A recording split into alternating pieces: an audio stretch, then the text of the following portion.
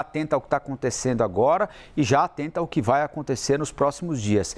Tem um depoimento do Bolsonaro, do ex-presidente Bolsonaro, marcado para semana que vem. Ele voltou recentemente ao Brasil, né? Acho que faz 2 semanas que ele voltou ao Brasil. Já prestou depoimento sobre o caso das joias para a Polícia Federal, aqueles 3 estojos de joias que o Estado recebeu de presente da Arábia Saudita.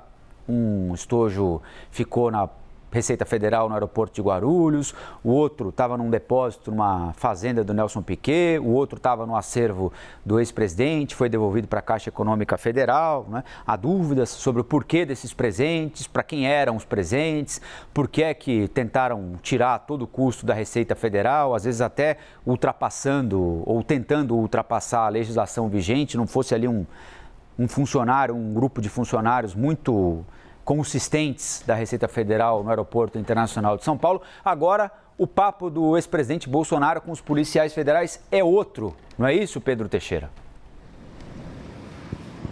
Exatamente, Colombo. O ex-presidente Jair Bolsonaro terá que explicar questões que envolvem os atos criminosos do último dia 8 de janeiro. A Procuradoria-Geral da República pediu para que o ex-presidente Jair Bolsonaro fosse ouvido por supostamente instigar os atos.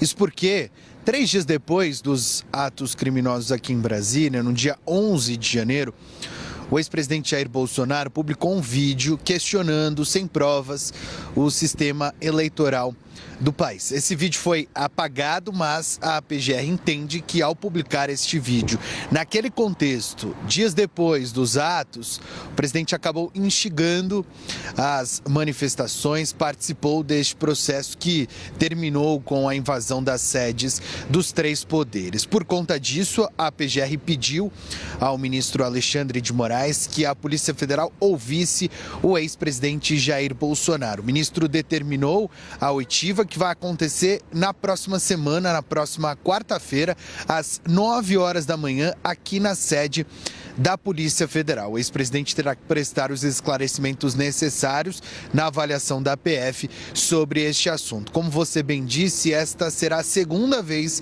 que o ex-presidente Jair Bolsonaro será ouvido em um inquérito que ele é investigado. Ele também foi ouvido no caso das joias. Ele prestou depoimento aqui na sede da PF alguns dias depois de retornar ao Brasil.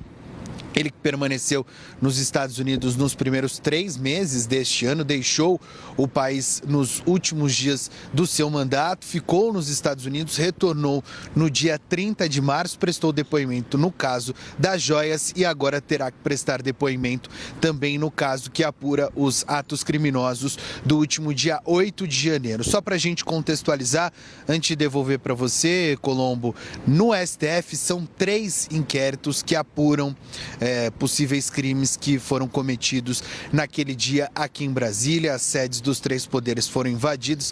A gente já trouxe a informação da confirmação de que mais de 100 pessoas passaram a ser tiveram um pedido de condenação por parte do STF, também tem outras investigações tramitando na Suprema Corte e o ex-presidente Jair Bolsonaro terá que prestar esclarecimentos sobre este assunto à Polícia Federal na próxima semana e é claro que a gente vai acompanhar.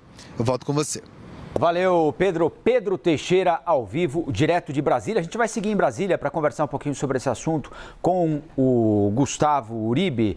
Uribe, a intenção dos investigadores me parece ser tentar entender se houve alguma contribuição intelectual, digamos assim, do presidente Jair Bolsonaro para o dia 8 de janeiro. Agora, isso é sempre muito subjetivo, não é, Uribe? Porque se não há uma prova contundente de alguém chamando, convocando ou dizendo que o ato é legal ou isso ou aquilo, você é obrigado a procurar essa prova num outro canto, né? De um outro jeito, para avaliar se houve ou não participação ou se alguém concorreu, mesmo que sem a intenção, para a ocorrência do dia 8 de janeiro. E se a gente olhar o que vem acontecendo na investigação, não é, Uribe? Por exemplo, a partir da negação da eleição, a partir da afirmação de que o sistema não é legítimo, a partir da afirmação de que há um conluio da Justiça Eleitoral, da Suprema Corte, para eleger um determinado candidato, você pode, mesmo que sem a intenção, ter concorrido para que gente fosse a Brasília, patriotas fossem a Brasília, para impedir que um presidente tido como ilegítimo tomasse posse. Ou seja, a gente entra num campo de subjetividade aí que não me parece ser favorável ao ex-presidente da República, né, Uribe? Não parece ser favorável, mas a gente fala do Código Penal, é preciso ter provas para condenar alguém.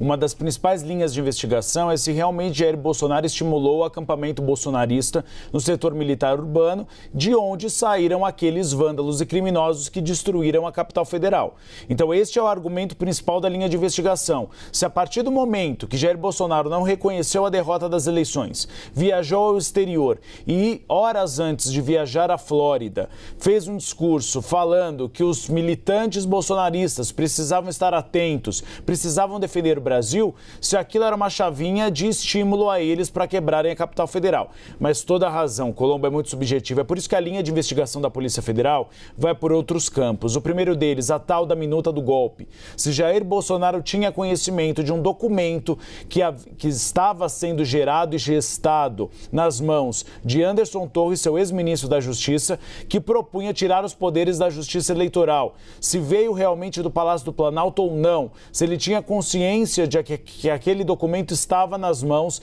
de Anderson Torres e estava guardadinho, Colombo, numa pasta com o emblema do Ministério da Justiça e não estava na pilha de documentos para ser triturada. Segundo, se no exterior Jair Bolsonaro teve conversas com Anderson Torres, ambos estavam na Flórida, quando houve a invasão de Brasília, ou seja, se foi uma orientação de Jair Bolsonaro para que Anderson Torres deixasse o país. Então essa é uma da outra linha de investigação para saber se havia as digitais de Jair Bolsonaro no que aconteceu em Brasília.